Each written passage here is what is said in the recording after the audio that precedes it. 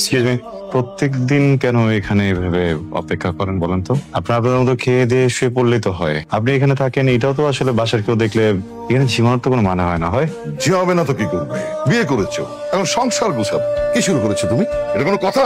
এটা কোনো system? Sorry বাবা। এখানে তো সরি বলার কিছু নেই। সংসারটা সুন্দর করে গুছাবে, কিভাবে ভালো থাকবে সেই চেষ্টা করবে, তা না রাত করে বাসায় ফেরো। তোমার বউ ঝিমাবে না তো কি করবে? ও ভদ্র ঘরের মেয়ে, এই জন্য ঝিমায়। ফাতলা টাইপের মেয়ে হলে ঘরে গিয়ে ঘুমাতো। কি ফাইজলামি শুরু করেছো? ছেলেটার সাথে এই ধরনের ব্যাপার করতেছো কেন? ছেলেটা আমার কতদিন পর দেশে আসছে, বন্ধু বান্ধবের সাথে একটু সাক্ষাৎ করতে দেরি হয়ে গেছে। না, দেখা করে রাত করে বাড়ি ফিরবে কেন? ওর ঘরে বউ নেই? আরে বাবা ঠিক আছে, সব ঠিক আছে, তুমি বৌমার সামনে এইসব কথা বলতে হবে?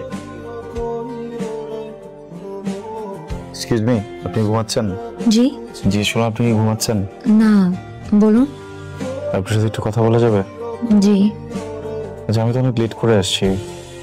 আপনি তো আমাকে খাবারের কথা জিজ্ঞেস করলেন না, আমি খাবো কিনা, খেতেও বললেন না। লেট করে এসছেন তো, আমি ভাবলাম আপনি খেয়ে আসছেন, সেজন্যই তো জিজ্ঞেস করিনি।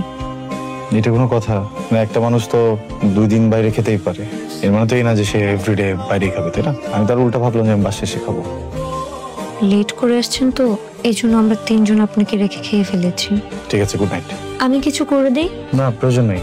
কিন্তু একটা কথা কি জানেন, মানুষের বাসায় ফ্রিজ কেন থাকে?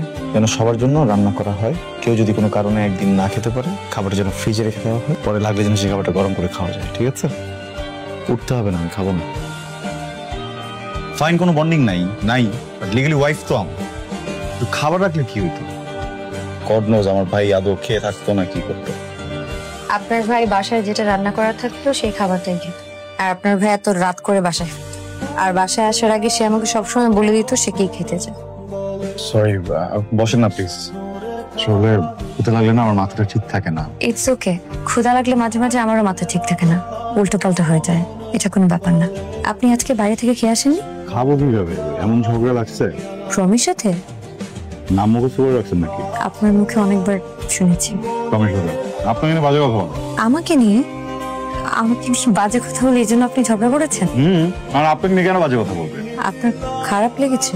খারাপ খারাপ লাগবে না? মানে দেখেন, আপনি তো আমার ফ্যামিলিরই মেম্বার। মা হোক, বাবা হোক, বা আপনি হন, যে হোক না, ফ্যামিলির কাউকে নিয়ে কেউ কোনো বাজে কথা বললে তো আমার খারাপ লাগবেই। কিন্তু আপনার তাই বলে আপনার গার্লফ্রেন্ডের সাথে ঝগড়া করাটা ঠিক হয়নি। ও শুধু শুধু সন্দেহ করে। সন্দেহ করাটা তো স্বাভাবিক না? আপনি যে ওনার সাথে ঝগড়া করলেন, এখন তুমি ভাববে যে আপনার আর আমার মধ্যে সত্যি সত্যি কোনো কেমিস্ট্রি আছে, এটা কিন্তু একদম ঠিক করেননি আপনি। আর মেয়ে মানুষরা একটু সন্দেহ করে, এটা খুবই স্বাভাবিক। আপনি মেয়ে মানুষ না?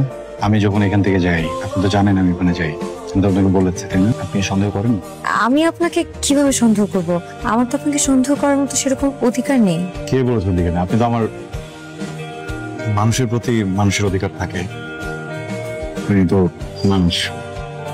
Thank you, best dinner ever. চাপ অর্ডার।